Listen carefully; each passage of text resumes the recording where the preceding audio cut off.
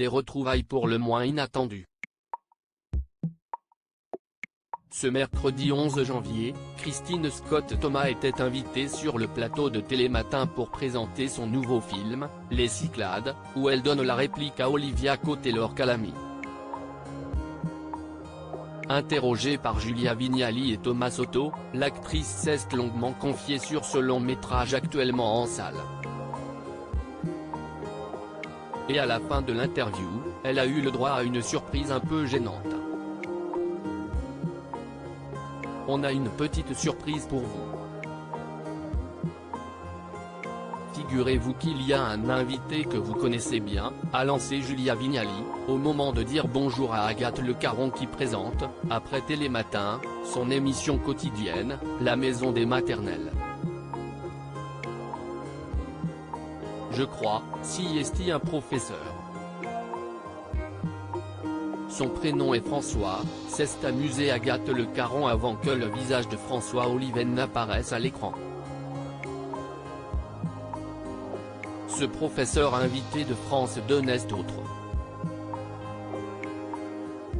que l'ex-mari de Christine Scott Thomas. Vous avez une petite histoire commune, a poursuivi Thomas Soto avant que l'actrice n'ajoute, et 3 enfants. Sur le plateau de Télématin, les journalistes ont assuré qu'il s'agissait du hasard de la programmation et de la magie de la télé, mais Christine Scott Thomas a eu l'air de vivre un petit malaise. Il faut dire qu'ensemble, l'actrice et François Oliven ont vécu une belle et longue histoire d'amour avant de se séparer. Christine Scott Thomas, mon mari était une mère extraordinaire ensemble, la comédienne et le gynécologue obstétricien ont en effet eu 3 enfants, Anna, Joseph et Georges.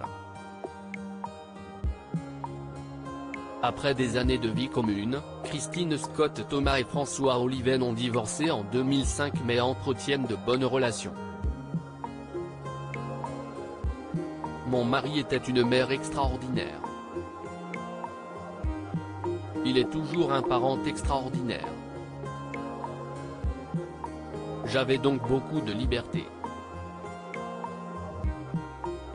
Et puis j'avais aussi de bonnes nounous, confiait-elle au magazine Femme majuscule. J'étais torturée à l'idée d'être absente quand ils étaient petits. Quelle mère ne culpabilise pas? C'était difficile de concilier les 2 rôles, celui de l'actrice qui passe 3 semaines à Los Angeles, entourée d'un aéropagé de tout le décorum, et celui de la femme qui rentre chez elle. Il y avait une vraie rupture entre les 2 mondes et j'ai toujours essayé de préserver cela.